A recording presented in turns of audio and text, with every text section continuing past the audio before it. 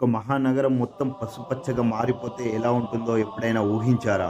గాల్లో వేపాకుల వాసన, దూరం నుంచి గుండెల్లోకి దూసుకుపోయే డప్పుల చప్పుళ్ళు, కళ్ళు మూసుకున్నా కనిపించే ఒక అద్భుతమైన వైభవం. అదే మన హైదరాబాద్ బోనాలు. ఇది ఎవరో రాసిన చరిత్ర కాదు. ఈ మట్టిలోంచి పుట్టిన మన సంస్కృతి. తల మీద కొత్త కుండ, దానికి పసుపు కుంకుమలు, లోపల అమ్మవారికి ఇష్టమైన నైవేద్యం, కాలికి చెప్పులు కూడా లేకుండా ఆ డప్పుల మోతకు మన ఆడపడుచులు అడుగులేస్తుంటే సాక్షాత్తు ఆ లోకమాతే దిగి నడిచినట్టు ఉంటుంది. అప్పటిదాకా ప్రశాంతంగా ఉన్న వాతావరణం ఒక్కసారిగా మారుతుంది.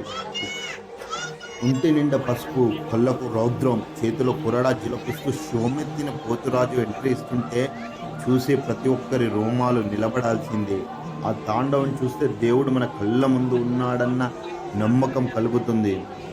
గోల్కొండ కోటలో మొదలై సికింద్రాబాద్ మీదుగా పాత బస్తీ చేరే ఈ జాతరలో ఒక సైలెంట్ ఓల్కొనే ఉంది. రంగం పచ్చి మట్టి కుండ మీద నిలబడి అమ్మవారి పూనకంతో భవిష్యత్ చెప్తుంటే ఆ నిశ్శబ్దంలో వినబడే ప్రతి మాట ఒక శాసనమే. బోనం అంటే కేవలం వంట కాదు, మన ప్రాణం. ఇది పండుగ కాదు, తెలంగాణ గుండె చప్పుడు. వందల ఏళ్లుగా ఈ గడ్డ మీద నెత్తురుగా పారుతున్న ఆత్మగౌరవం.